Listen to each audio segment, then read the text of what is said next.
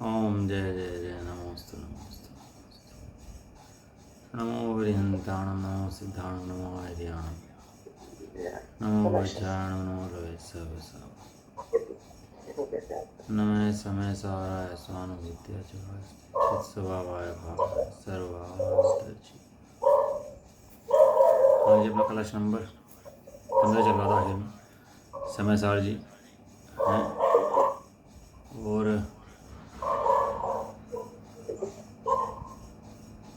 इसके अंदर पूर्ण अधिकार और कलश नंबर 15 की बात चल रही थी कि कह रहे थे आगे की गाथा का सूचना रूप श्लोक कहते हैं कि अब आगे की गाथा में क्या आने वाला है, इसकी सूचना रूप श्लोक अब बता रहे हैं कि आगे क्या आएगा, है ना। तो उसके लिए बताया था उन्होंने कि यह पूर्व कथित माने जैसा पहली गाथा में कहा गया। कैसा कहा गया कि बंधा नहीं है, छुआ नहीं है, नंबर 1 बात। नंबर 2 बात, वो पर्याय में गया नहीं है, पर्याय घटने बढ़ने से उसे फर्क उस पर कुछ हुआ नहीं है, हैं। मतलब 5 विषयों में बताया। तो यह पूर्व कथित ज्ञान स्वरूप आत्मा। आत्मा कैसा है? आत्मा है ज्ञान स्वरूप। स्वरूप की प्राप्ति के इच्छुक पुरुषों को, जिन पुरुषों को स्वरूप की प्राप्ति की इच्छा है, उन जीवों को, आज तक तो जीव कान में बात पड़ी ही नहीं है, वास्तव में जीव ने सुना ही नहीं, समझा ही नहीं कि ये बातें भी कुछ बातें हैं। लेकिन अब किसी महाभाग्य से किसी का काल का निमित्त ऐसा आए और कोई जीव सुने कि मैं कैसा हूँ, तो ऐसा जीव सुनने की कोशिश करे और जब समझने की कोशिश करे तो बहुत समय लगता है। समझते थोड़ा समय लग जाता है इसको, और लेकिन जब समझ में आ जाता है तो पता लग जाता है कि वस्तु व्यवस्था क्या है, हैं। तो उसके थोड़ा समय चाहिए, समर्पण चाहिए, तो सारी वस्तु व्यवस्था समझ में आ जाती है। तो जो स्वरूप की प्राप्ति का इच्छुक पुरुष है उसको साध्य साधक भाव के भेद से 2 प्रकार से, एक साध्य है, एक साधक है। साध्य माने जो मंजिल है, और साधक माने जो साधना कर रहा है वो साधक है, हैं। 2 हैं कि एक है कि भैया दो नहीं है, एक ही है। क्या है? एक ही नित्य सेवन करने योग्य है, उसका सेवन करो।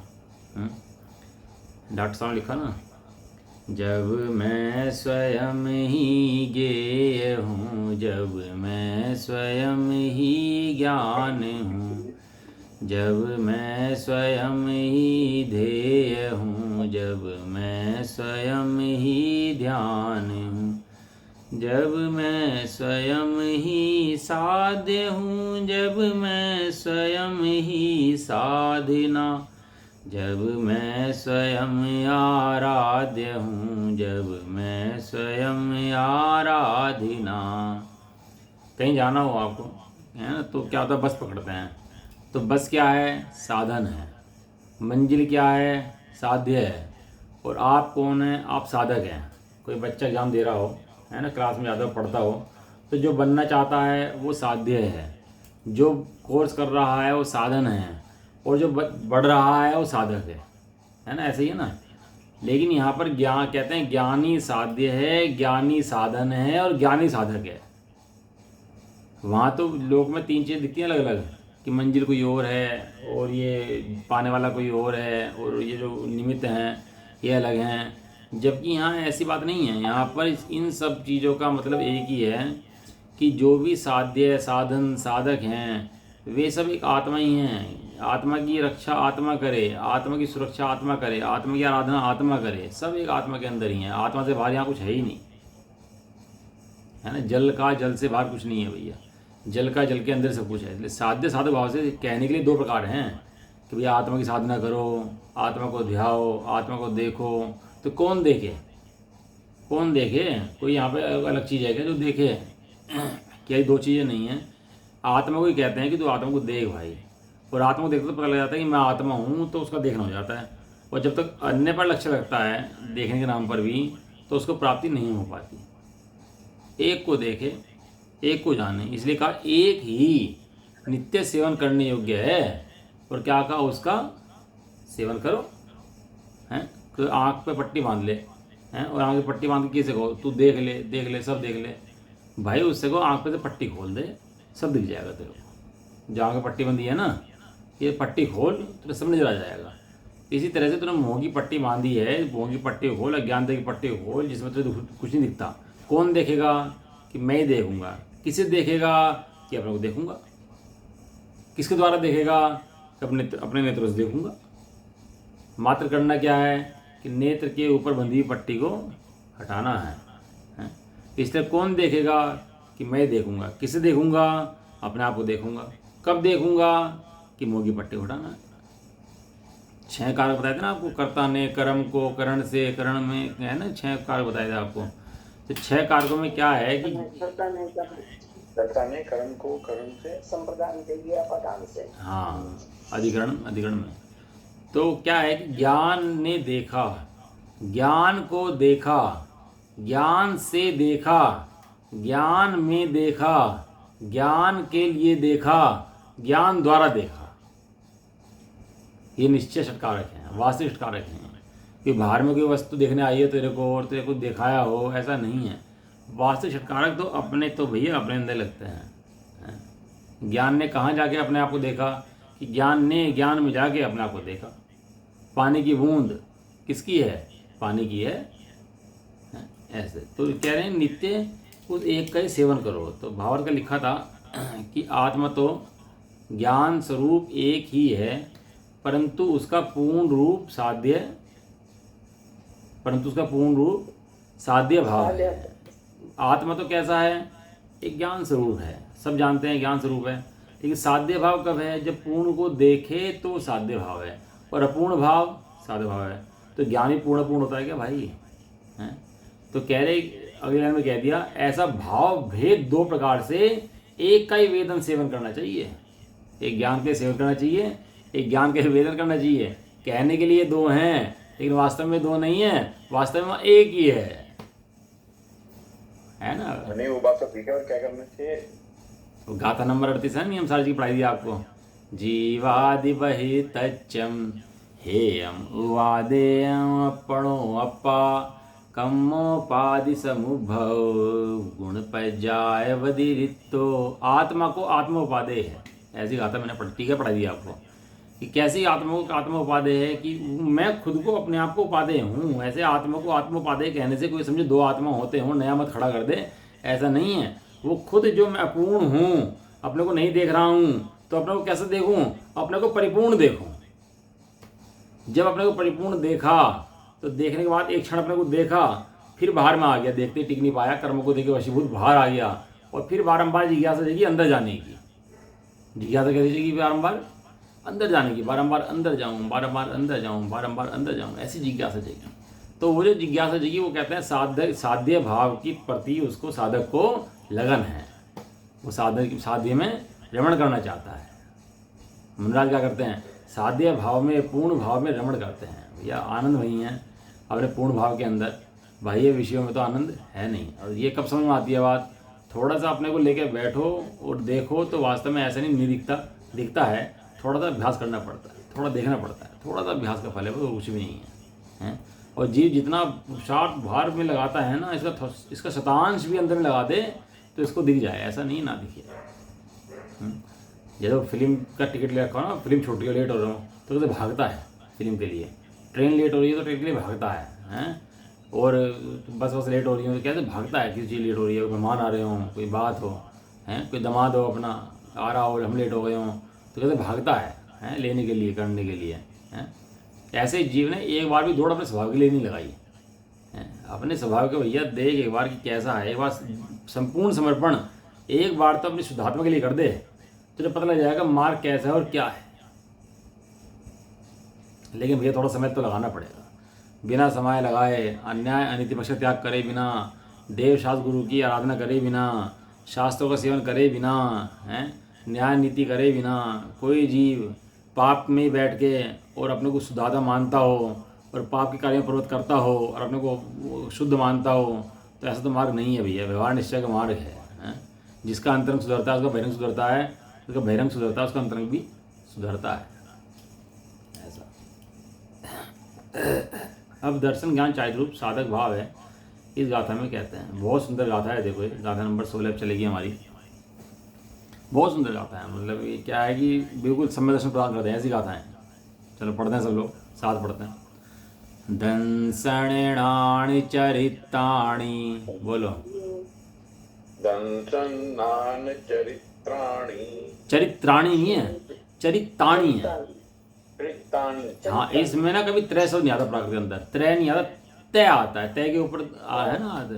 दंसणाणि चरिताणी दंसनानि चरितानि सेविदव्वाणि साहुणानि चं विदवाणि सावणानि चं तानि पुण्यजानि तिण्णीवि तानि पुण्यजानतिर्नेवि अपाणं चेवणीच्छेदो अपाणं चैव छेदो।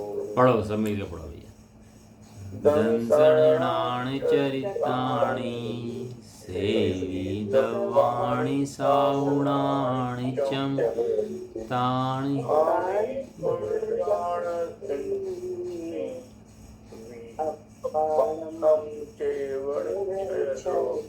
दंसन नान चरित्राणी, दर्शन ज्ञान चारित का, सेवी दवाणी सेवन करते हैं। दर्शन ज्ञान चारित का क्या करते हैं? सेवन करते हैं, सेवन करते हैं। कौन? साहुणा, साधु पुरुष, नित्यम नित्य करते हैं, कभी छोड़ दें इनको ऐसा नहीं है, नित्य सेवन करते हैं। किसका? दर्शन ज्ञान चारित का। ताही पुण्य जान तिन्नी, पर उनको तीन जानो, किसमें? अपाणम चेव निश्चयदो, निश्चय दृष्टि में तो उनको तीन जान, तीन के अंदर एक आत्मा जान। दर्शन सहित नित्य ज्ञान अरु चारित्र साधु से, पर ये तीनों आत्मा ही केवल जानने। क्या अर्थ देखो बोढ़िया। साधु पुरुष को दर्शन ज्ञान और चारित्र सदा सेवन करने योग्य है, और उन तीनों को निश्चय से एक आत्मा ही जानो, है ना। साधु पुरुष माने जो सज्जन पुरुष हैं। यहाँ साधु पुरुष मुनि नहीं है, साधु के दो मतलब होते हैं, तो मुनिराज होते हैं, चढ़ते हैं। एक साधु माने सज्जन पुरुष होते हैं।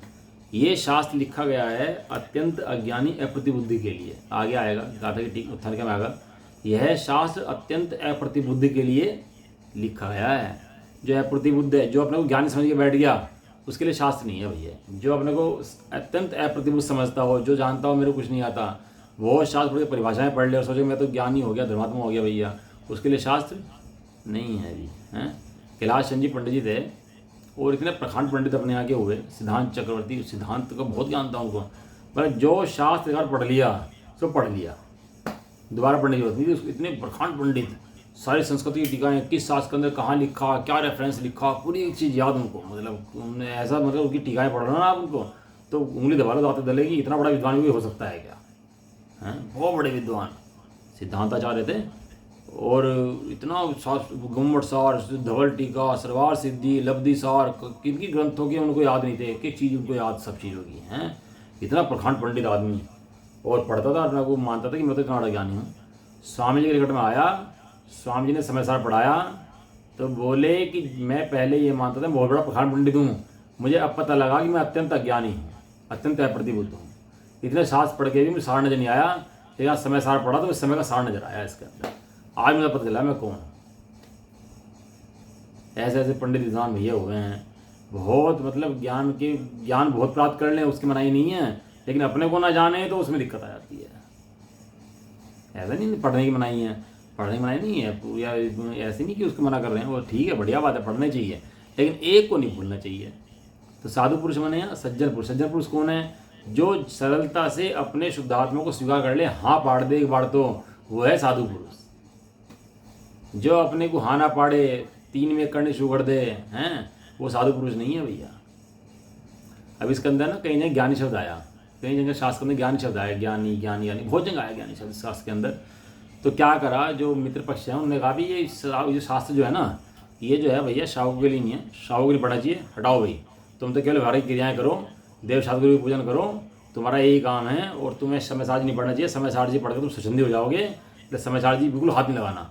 तो अभी 10-20 साल पहले तक तो ये जो थे ना मित्र पक्ष वाले, समय सार जी लेकर बैठे और डरते थे समय सार जी से, कि समय सार जी आगे तो पता नहीं क्या भूत आ गया, बस भागो समय सार जी से। क्यों? उनके दिमाग में ये गिरा होता समय सार जी किसके लिए है? साधुओं के लिए है, मुनियों के लिए है, तुम्हारे पढ़ने योग्य नहीं है, तुम हाथ लगा देना, हाथ लगा दे तो निश्चयवासी हो जाओगे, ऐसी बात। क्योंकि वो क्या है कि अब उससे यदि हाँ कर दें समय सारजी सही है तो स्वामी जी को हाँ करनी पड़े। अब स्वामी जी के कैसा हाँ कर दें, उन्होंने शिवाजी हटा रखा तो समय सारजी हटाओ, समय सारजी हटाओ। अरे अपना क्यों भैया नाश करता है दूसरे के नाश के चक्कर में, दूसरे की दो आगे फूट जाए, अपनी एक आँख फोड़ता है इस चक्कर में हैं। तो सब हटा दिया। तो उन्होंने क्या करा, जहाँ भी ज्ञानी लिखा था वो मुनि कर दिया, जहाँ भी ज्ञानी शब्द इसके अंदर है ना, और अपना साथ छाप लिया, उसके मुनि मुनि मुनि मुनि कर दिया। लेकिन बहुत जगह बाधाएं आ गई उससे। आप मैं बताऊंगा किसी दिन आपको, जब ज्ञानी पुरुष का हटा के ना उसे मुनि कर दोगे तो क्या हो जाएगा। और शास्त्र में उनकी वही बाधा आई, बहुत लंबा टिक नहीं पाया वो चीज़, आखिर में साधु करना पड़ा। और समय सारजी का रथ ऐसा चला और समय सारजी का रथ रुक ही नहीं पाया। अंततः इन लोगों को भी समय सार पढ़ाने पड़े, सभा में बैठ बैठ के समय सार छपवाने पड़े, समय सार बढ़वाने पड़े। समय सारजी का ऐसा रुतबा चला। और केवल इस वक्त गुरुदेव की कृपा थी जिन्होंने समय सारजी निकाल दिया और इतने लोगों को बढ़वा दिया।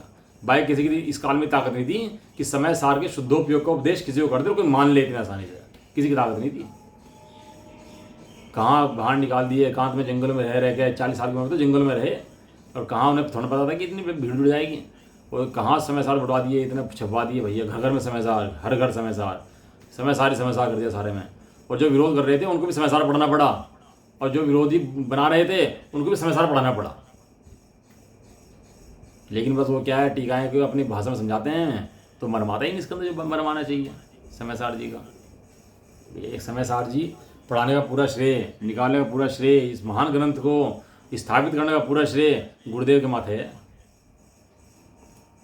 तो साधु पुरुष को, जो सज्जन पुरुष हैं, उन पुरुषों को दर्शन ज्ञान चारित्राणि सदा सेवन करने योग्य हैं। क्या क्या इस दर्शन के सेवन करने योग्य हैं?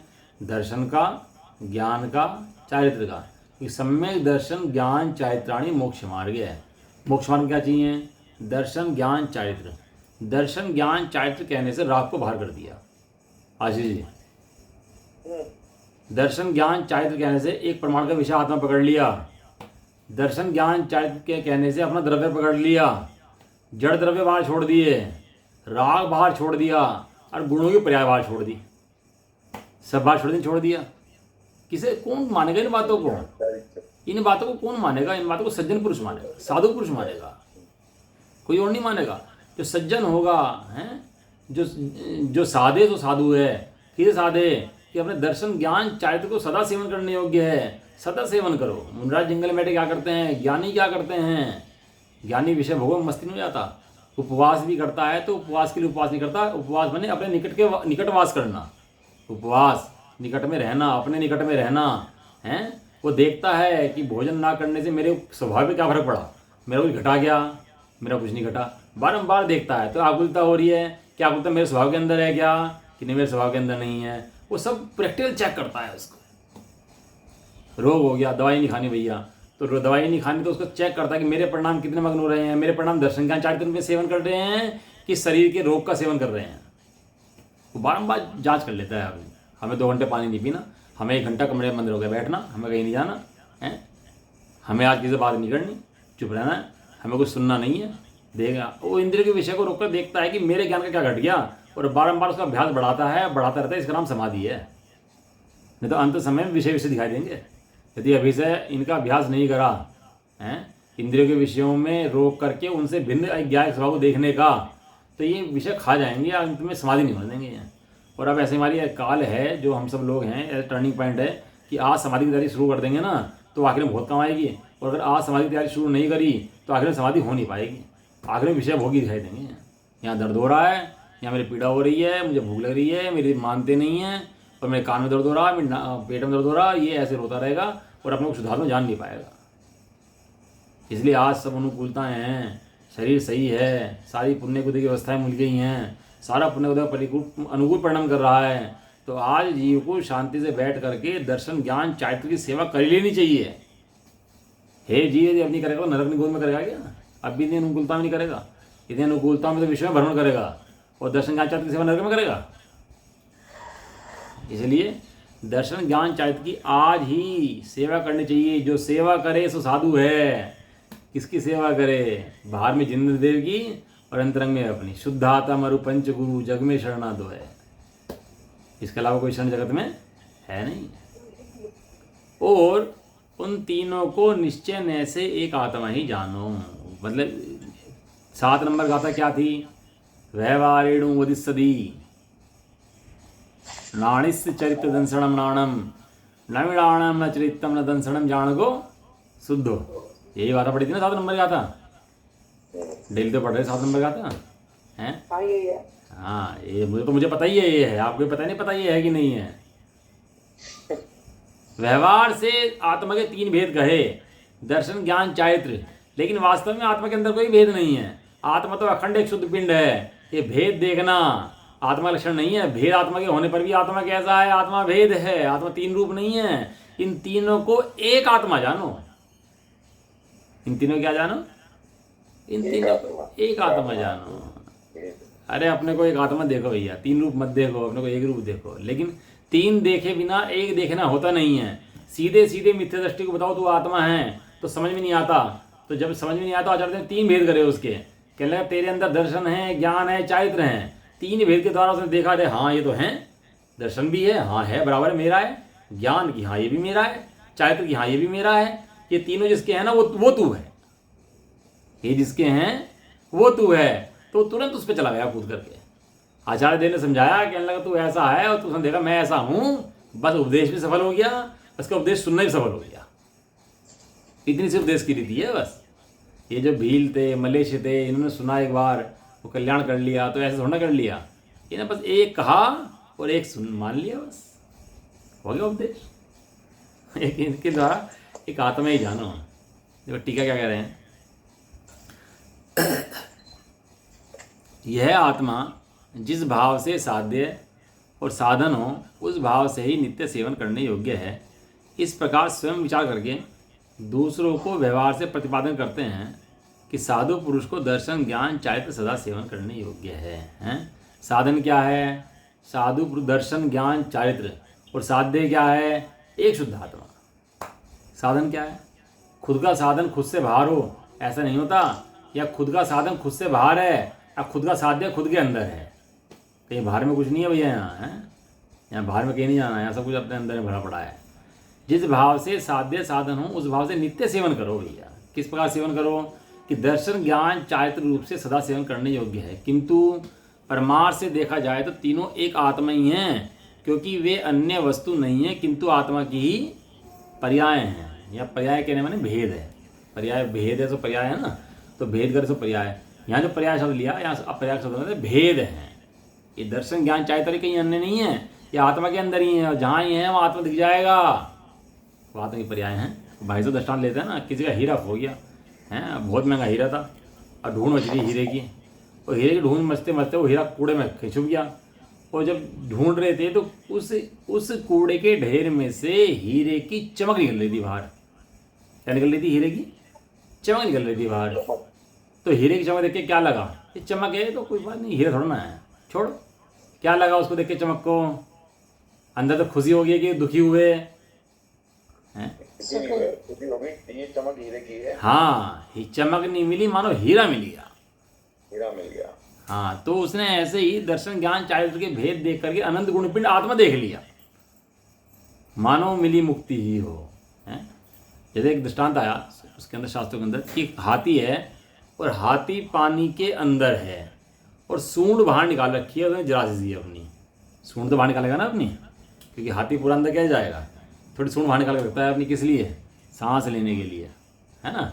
तो थोड़ी सी सूंड बाहर निकाल रखी है। अब आपने देखी सूंड, तो क्या निर्णय हुआ सूंड देख करके आपको?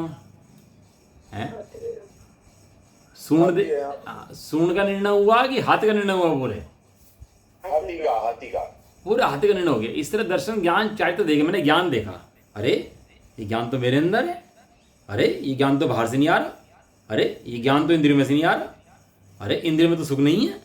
इतना देखते ही उसने ज्ञान देखा कि पूरा आत्मा देख लिया। हाँ भाई, समझो समझो समझो, विधि है।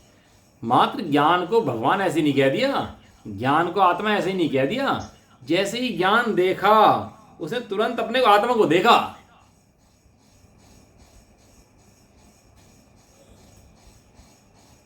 क्या मतलब सुंदर वस्तु है। साधु पुरुष नीचे दर्शन ज्ञान चाहते सेवन करें, वहां भेद से दर्शन करने की अपेक्षा अभेद का दर्शन करा रहे हैं। मेरे से पूछा मेरा नाम क्या है? तो अब जीभ से बोला, किससे बोला? जीभ से। क्या बोला? कि मेरा नाम नवीन है। कौन बोल रही? जीभ। जीभ ये नहीं करी मैं जीव हूँ, जीव क्या करिए? मैं नवीन हूँ, है? मतलब तेरे पे पूरा ठेका हो गया, तूने पूरा निर्णय कर लिया भाई तू नवीन है? बोल रही है जीव और बोल रही है क्या है? मैं नवीन हूँ। बताओ, वो जीव को पूरा का पूरा निर्णय है, कहने लगा भैया मैं नवीन ही हूँ। ये जीव बोलते हुए भी अपने को जीव, श्रद्धा में जीव मानता है, ज्ञान में जीव नवीन मानता है, शायद में नवीन मानता है, तो जीव बोलती है मैं नवीन हूँ। अब जीव ये थोड़ा बोले कि मैं जीव हूँ भाई, तो जीव बोले तो ये बोले कि मैं जीव हूँ। ऐसे ज्ञान, ज्ञान अपने को बोलता है मैं आत्मा हूँ। ज्ञान अपने को खाली ज्ञान नहीं बोलता। तो अनंत गुणों का पिंड है ना भाई, दर्शन, ज्ञान, चारित्र, सुख, कितने अनंत गुण है, तो एक एक करके बोल। तो ये बोलना तू ज्ञान है, तो ये कैसे बोलता है तू मैं आत्मा हूँ? आत्मा तो अनंत गुण है, तो अपने को अनंत आत्मा कैसे बोलता है? कि भैया ज्ञान ने पूरी जिम्मेवारी ली। जीव बोलती है मैं नवीन हूँ, ऐसे ज्ञान बोलता है मैं आत्मा हूँ। अब उसने ज्ञान देखा, तो ज्ञान देखते ही तुरंत जैसे उसकी कण देख करके पूरे हीरे का निर्णय हो गया। इस तरह ज्ञान की एक समय की एक पर्याय देख करके पूरे द्रव्य का निर्णय हो गया कि यहाँ कौन है? यहाँ तीन लोग का नाथ भगवान विराजमान है। क्यों आशीष जी, यहाँ अंदर में कौन बैठा अभी? बताओ। बिल्कुल बैठा हुआ है। यहाँ अंदर में कौन बैठा है? तीन लोग का नाथ भगवान विराजमान अभी है कि नहीं है? बिल्कुल है। ये कैसे निर्णय करा? ये एक समय की ज्ञान की पर्याय को देख निर्णय कर लिया हमने। अभी पूरे ज्ञान को नहीं देखा, पूरे आत्मा को नहीं देखा, और निर्णय कर लिया कि मैं एक खंड गायक यहाँ पे विराजमान हूं। ये जो निर्णय करा, इस निर्णय का नाम सम्यक दर्शन है। अनुभूति हो गई, ज्ञान की अनुभूति हो गई इसको। ये जो ज्ञान की अनुभूति है सो ही आत्मा की अनुभूति है। पढ़ा था क्लास में? पीछे नहीं पढ़ा था? आनंद आ जाए सही में ऐसी बात सुन करके। जीव ने आज तक ज्ञान के नाम पे ना इंद्रिय देखी, सुख के नाम पर इंद्रिय देखी, ज्ञान के नाम पर जड़ देखा, लेकिन ज्ञान के नाम पर अपना वैभव कभी नहीं देखा। अरे तो भगवान है, ऐसा नहीं देखा। अरे तो देख तो सही अपने ज्ञान को उठा करके। जिन्होंने ज्ञान देखा, जहां जहां ज्ञान है वहां भगवान है। मेरा लक्षण, जहां जहां धुआं है वहां वहां अग्नि है। लक्षण मिलते नहीं मिलते? भाई जंगल में आग लगी, आग लग रही, धुआं हो रहा, तो इसका मतलब क्या है? नीचे आग ही आग है, अग्नि है। इस तरह यहाँ पे ज्ञान ही ज्ञान है। ज्ञान किसका है? ज्ञान आत्मा का है। तो क्या निर्णय हो गया कि मैं आत्मा हूं? ये निर्णय हो गया। दो फाड़, दर्शन ज्ञान चट का सेवन करा कि आत्मा का सेवन कर लिया उसने? आत्मा का सेवन कर। हाँ, एकदम सीधा ज्ञान आत्मा में पहुंच गया भैया। तो ये आत्मा में पहुंचा है ना, ऐसी का नाम तो शुद्धात्मा का अनुभव है, ऐसी का नाम तो मोक्ष मार्ग है। अपने को नहीं जानता था आज तक, आज अपने को देखा जाना, सही मोक्ष मार्ग खुल गया। जो बंद पड़ा था सो खुल गया। किंतु परमार्थ से देखा जाए तीनों एक आत्मा ही है, क्योंकि वो अन्य वस्तु नहीं है, किंतु आत्मा की पर्याय हैं। कहीं नहीं पाए जाते, वे आत्मा के अंदर पाए जाते हैं। आत्मा के अंदर देखते तुरंत पाए गए, और अन्य जगह ढूंढे तो कहीं नहीं पाए गए। खुदगलों में शरीर में ढूंढने की कोशिश करे, ढूंढने जाए तो पाएंगे क्या? ये दर्शन ज्ञान चारित्र कि 3 काल में नहीं पाएंगे। ढूंढते ढूंढते तो भी अनंत काल हो गया, सुख ढूंढते ढूंढते अनंत काल हो गया, ज्ञान ढूंढते ढूंढते अनंत काल हो गया, आज तक नहीं पाए। एक कम ज्ञान वाला आदमी हो ना, बहुत कम ज्ञान हो किसी को, बहुत डॉक्टर PhD बहुत बड़े हुए हों, इंजीनियर हों, वो बहुत बड़ा इसका कर रहे हों, तो ये ज्ञान जो आ रहा है इतना बढ़ बढ़ के, ये आ कहाँ से रहा है? ये कहीं बाहर पुद्गलों से आ रहा है क्या? इतना विकास ज्ञान की वृद्धि कैसे हो रही है? कहाँ से हो रही है? ये कहाँ से निकल रहा है? उस ज्ञान स्वभाव में और कितना निकल रहा है, तो कितना भरा पड़ा है। उस ज्ञान सभा की महिमा नहीं आती, छोप ज्ञान की महिमा आती है उसका, कि देखो मैं कितना होशियार हूँ, मैं ऐसा। भाई वो देख जहाँ से आ रहा है उसे देख, वो दरिया देख जहाँ से पानी बह रहा है। हम खतौली में रहते हैं ना, खतौली में तो नदी बह रही, कब से बह रही जी? बचपन से देखते आ रहे, कितने साल हो गए नदी बहते बहते, और हमारे से पहले भी कब से बह रही नदी, बह रही, बहे जा रही, बहे जा रही, बहे जा रही। कहाँ से आ रही इतना पानी? आ कहाँ से रहा है?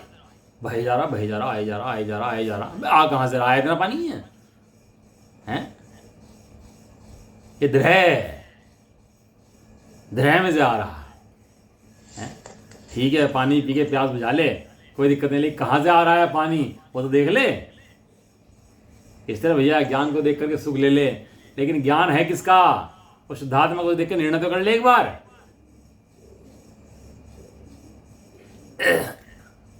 किंतु आत्मा की पर्याय हैं भैया, आत्मा ही है, कुछ और नहीं है। जैसे किसी देवदत्त नामक पुरुष के ज्ञान, श्रद्धा और आचरण देवदत्त के स्वभाव का उल्लंघन ना करने से वे देवदत्ती हैं, अन्य वस्तु नहीं है। कोई देवदत्त नाम का पुरुष है, वो अपने को क्या मानता है कि मैं देवदत्ती हूँ भाई, उसका ज्ञान भी ऐसा काम करता है, श्रद्धा भी काम करता है और ऐसे आचरण भी करता रहता है, तो स्वभाव का उल्लंघन नहीं करते। वो लगता है कि हाँ भाई देवदत्ती है, हम नवीन ही हैं, हम संजय ही हैं, हम यही है, लगता है ना, अन्य वस्तु नहीं है। इसी प्रकार से क्या शब्द दिया, क्या शब्द दिया भुआ जी? उल्लंघन ना करने से देवदत्ती ही है, अन्य वस्तु नहीं।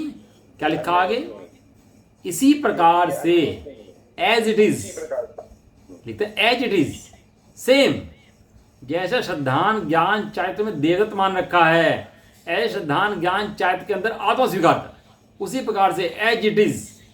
कहते हैं पहले तो चूंकि और लगाते हैं चूंकि, पहले शब्द लगाते चूंकि और इसलिए, तो चूंकि में ऐसे 3 डंडे लगा देते फुल स्टॉप, और इसलिए में उल्टे कर देते हैं उनको, इसलिए हैं वे हैं 3 ही बिंदु।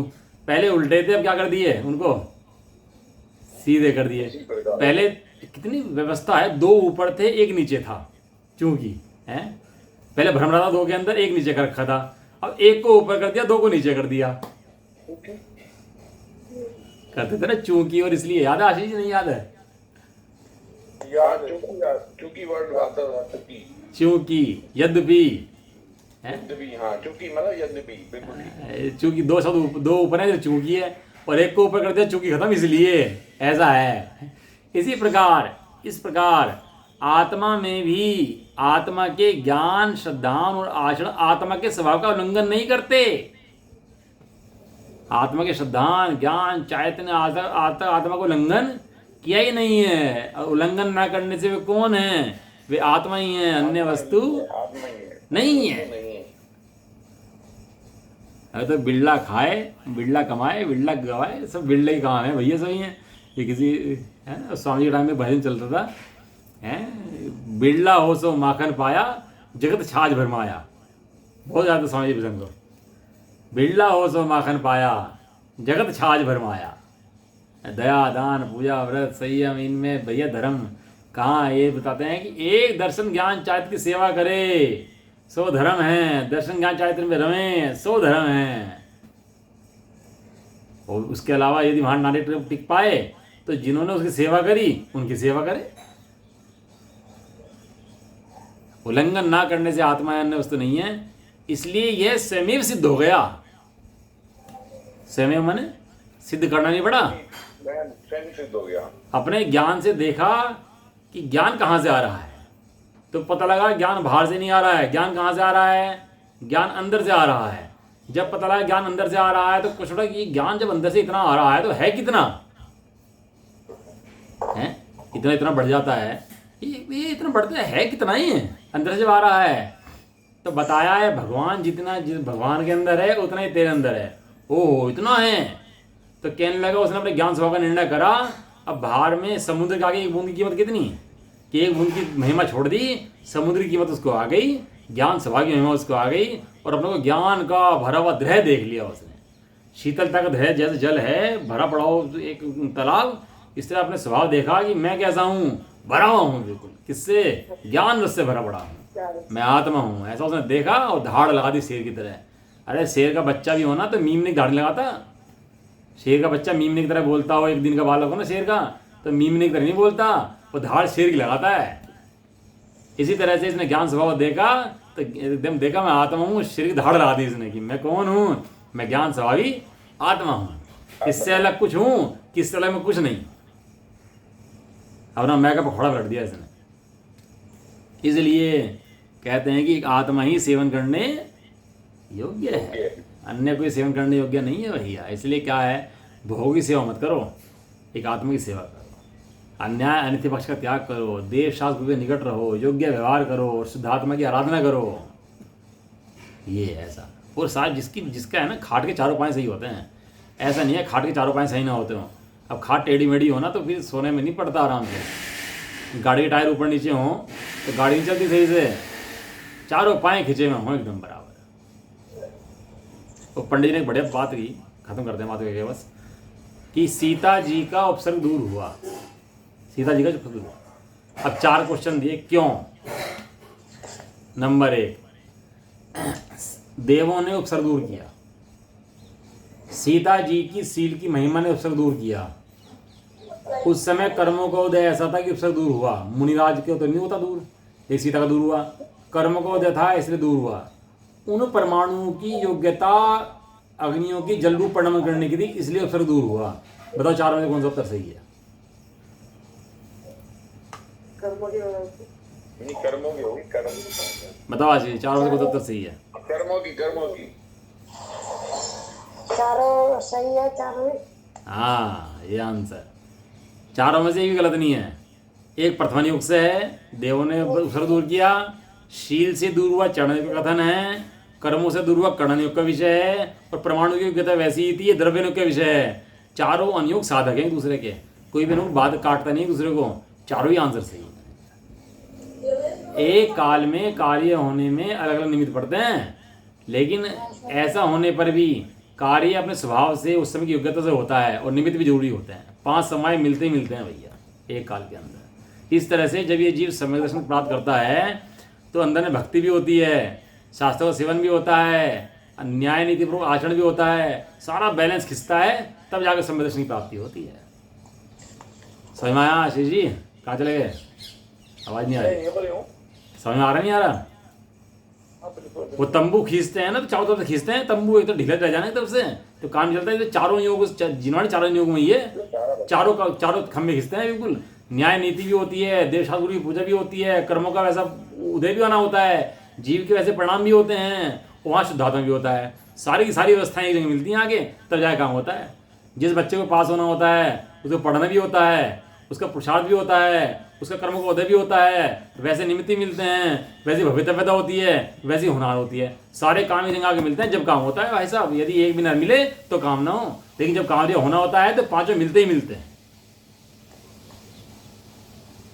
इसी प्रकार जिस जीव को सम्यक दर्शन होता है उसको सारे समय आगे मिलते हैं। भक्ति, आराधना, देव शास्त्र, गुरु भक्ति, इतनी उछाला, अरे सब चीज़ें होती हैं। एक टायर की गाड़ी नहीं चलती, एक पहिए गाड़ी चलाना चाहे तो वो नहीं चलती भैया। सारे अंदर से आनंद बढ़ता है उसके, चारों तरफ से उसको उल्लास उठता है उसके अंदर से, ऐसा है। तो भावार्थ क्या है इसका पढ़ लेते हैं बस खाली। दर्शन, ज्ञान, चारित्र तीनों आत्मा की पर्याय हैं, मतलब आत्मा की गुण हैं। कोई भिन्न वस्तु नहीं है, कहीं बाहर से नहीं आ रहे हैं, ये आत्मा के ही हैं। इनके द्वारा आत्मा की पहचान होती है, सीधी पहचान होती है, डायरेक्ट एकदम है। इसलिए साधु पुरुष को एक आत्मा का ही सेवन करना यह निश्चय है, और व्यवहार से दूसरों को भी यही उपदेश करना चाहिए। संसार से निकलने का उपदेश करना चाहिए। संसार से निकलेगा कैसे?